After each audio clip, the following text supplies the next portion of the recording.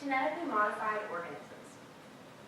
It is estimated that up to 75% of all processed foods in our grocery stores in the United States contain ingredients from genetically modified plants, according to Sherry Portnoy. GMOs are organisms that have defined foreign genes inserted into their DNA, and they are used in foods to enhance them for farming, the production industry, and for pharmaceutical purposes, according to Katarzyna Mazowska. Common foods like bread, cereal, frozen pizzas, and hot dogs are some of many products that contain GMOs. Today, I will inform you about genetically modified organisms, why they are bad for our health and environment, and what we can do to help ourselves stay clear of GMOs. This topic is of importance to me because the things that I'm putting in my body now can affect me later in life, and exposure to carcinogens such as GMOs and pesticides can be harmful over time. GM foods can be harmful to our health, and they can cause health problems for people and animals, and even insects that it did not intend to affect. These are problems that need to be fixed in order to keep us at our best health. We can choose organic foods to help deter the effects of GMOs. And choosing organic has proven better for our health, and in doing this, we can reduce the need for GM foods. And you can take your own action in doing this. Some of these modifications to the genes to the DNA can cause harmful effects to the food and the consumer. GMOs can have an impact not only on humans, but also on animals, insects, and the environment. These organisms can increase vulnerability of other species that do not have the protection that these organisms have against climate change, disease, and pests, according to Gertzberg. Quote, the development of GMOs can also be seen in the development of superweeds and superbugs, unquote. The GMOs can have an effect on unintended things such as weeds and pests, making them resistant to the things that would normally kill them.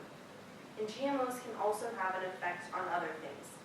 Long-term exposure to pollen from GM insect-resistant maize causes adverse effects and behavior and survival of the monarch butterfly, America's most famous butterfly, according to Greenpeace Briefing. And animals can also be affected by GMOs due to exposure of these chemicals and foods. GMOs have an impact on animals who consume the products and who are exposed to them, according to Gertzberg. Dr. Don Huber found a link between GM crops and the infertility in pigs, horses, cattle, and other animals. He also states that GM crops are not sustainable like the original version of the plant, and this makes GM organisms unreliable because it's almost impossible to predict how the modified organism will continue to change and grow due to the insertion of the foreign gene in its DNA, according to Gertzberg. GM seeds can affect birds, bees, and other animals who feed on seeds or who are in contact with the pollen of the plants, where a lot of these chemicals are secreted back out. And they can also be a threat to the earth itself. Many crops secrete toxic chemicals from their roots back into the soil. And this is left there, and it can be a problem over time in the production of maize. This raises concern among people as to how GM foods will affect their health, but there are things we can do to help protect ourselves. We can prevent or try at least keep ourselves away from GMOs for our personal health by choosing organic foods which are free of GMOs and pesticides, according to Chuck Norris. People choose organic for many reasons. Food safety and the use of chemicals in foods is a main concern among many. People such as pregnant women or people with families are more concerned for the health of themselves and their families. Quote, researchers reported evidence of pesticide residues in 38% of conventional foods and only 7% in organics. Organic fruits and vegetables had a 30% lower risk of pesticide contamination than conventional produce, unquote, according to Thalheimer. It is important to know what is in your food, and making sure you read the labels on what you're buying is a good start. The more organic foods you choose, the better off you are. Quote, the National Organic Standards forbid the use of synthetic fertilizers and pesticides, sewage sludge, irradiation, and genetic engineering to grow nuts, fruits, vegetables, and grains, according to Thalheimer. The animal products that are seen as organic must have come from somewhere where the animals are let outdoors and are free of hormones, antibiotics, and other enhancing drugs. Choosing products without GMOs can improve personal health in a variety of ways, and not buying these products lowers their demand, decreasing production and potentially getting rid of places that produce GM foods. Eating organic is an easy way to reduce exposure to GMOs and the other chemicals that come along with them. Studies have shown that eating organic foods reduces pesticide exposure, according to Valheimer. Children who ate conventional foods had 6 times more pesticide metabolites than children who ate organic foods. And it also found that women with higher pesticide exposure during pregnancy had children with lower IQ scores.